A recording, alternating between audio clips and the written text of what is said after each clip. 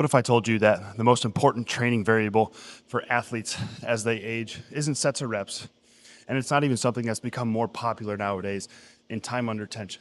It's going to be something that I see time and time again lead into soft tissue injuries for athletes that are aging because they do something they haven't been training for or that their body hasn't been prepped for. What's up, everybody? My name's Nick Lee. I'm a strength coach, a high performance coach.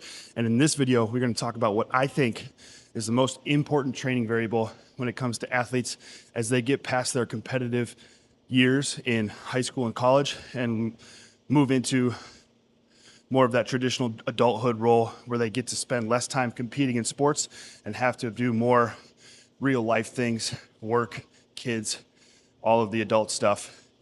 And we're going to talk about what I think is the most important training variable in that stage of life.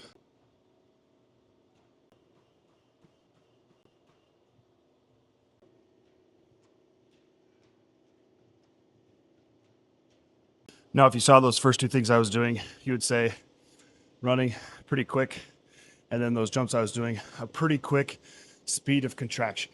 And that is going to be the variable that I think is most important.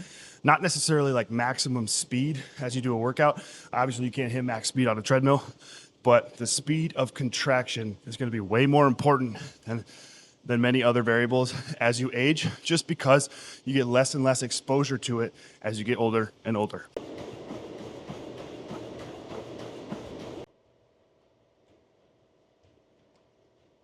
A couple reasons why I think speed of contraction is super important. First one's going to be neurological efficiency, or how efficient your nervous system is. When you're doing fast movements, your nervous system has to be able to turn on super fast, turn on the right muscles, be able to perform the right movements in an efficient manner so that you don't get injured. And if you ever watch someone sprint or do something athletic, you will notice if they don't have that efficiency, it just looks slow. It looks unathletic and it looks super robotic and blocky. Another reason is, I kind of alluded to it in the first reason, is injuries.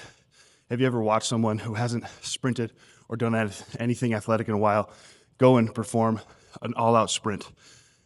And 9 times out of 10, if they get past 20, 30 yards and really open up, they're going to tweak a hamstring. So the tissues haven't been prepared in a very high contraction rate, high force manner in that sense. So once they do it, they tweak something because they just haven't been doing it in a long time. Whereas a high school, college kid, they do that stuff all the time. So opening up into a sprint is a lot easier, a lot less demanding on the body, and their body's prepared for it. So as you get older and older, you get to do less and less of the fast stuff. So what you have to do is pepper it into your training so that you're preparing yourself not only for the training that you want to do, but for life when you want to go race your kids or you want to go play pickup basketball or something like that.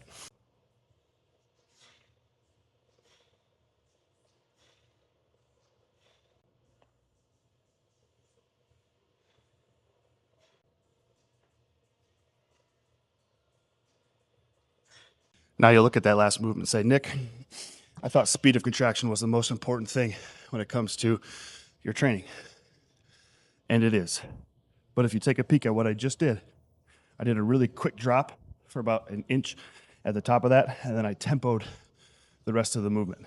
Now, speed of contraction is awesome when it comes to practicing those things and practicing being quick, but you also need to pepper in something that is slow, something that is controlled, something that builds the mind-muscle connection so that you're using your muscles in your movements and not just depending on whatever your body deems correct. So in that instance, I'm trying to drop fast to get muscles to turn on, but then I'm focusing on what I'm using as I'm doing the whole movement so that I can transfer it into my running, into my jumping, so that I know I have correctly turned on and am using the correct muscles in the movements that I want to be the best at. Another reason that the speed of contraction is super important is the longevity of you as an athlete and as a human being.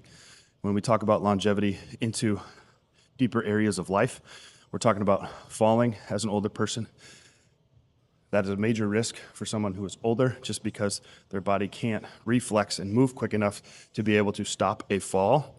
And then 2, as you age, eventually strength starts to decline about 1% per year. And if you're going to look at power numbers and power measures, that will actually start to decline faster than your strength will, and that will decline about 3 to 5% per year.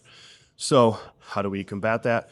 We move things fast, we move things in a very explosive manner, and you pair that with strength movements and slower strength movements so that not only are you practicing very quick, efficient, and nervous system driven movements into heavy, slow movements where you're overcoming inertia instead of thinking about moving as fast as you can.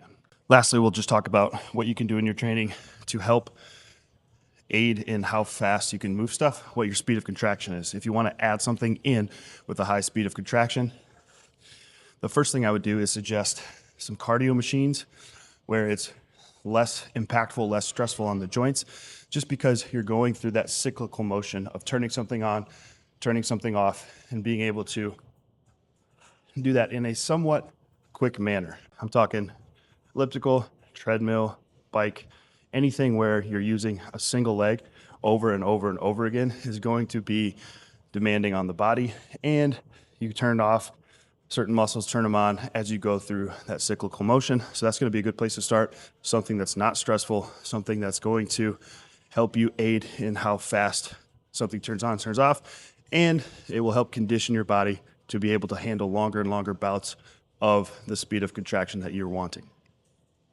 Now, if we're going to talk about weightlifting or moving some weight, some things that you can do that are going to be less stressful on the body is something that doesn't demand you on the lowering portion of your lift, that you can perform quickly on the concentric or forceful part of your lift. So if you think about a med ball slam, you bring it up, there's nothing really eccentric there. You're just going to slam it down as hard as you possibly can. That's going to be a very high speed of contraction activity.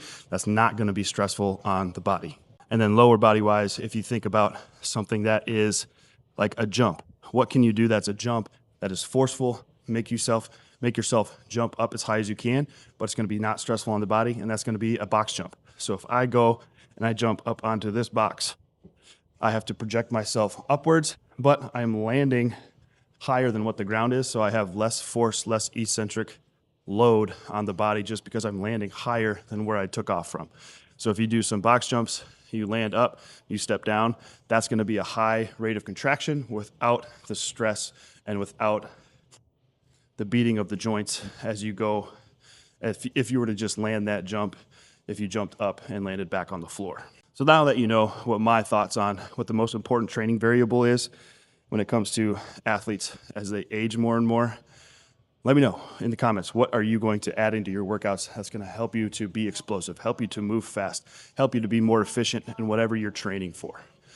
That's what I want to know. And also, if you guys need any help, ask something in the comments. I will give you the best answers that I can. I'll try to be the best resource that I can for you guys as we go into this. Appreciate y'all. Have a great day.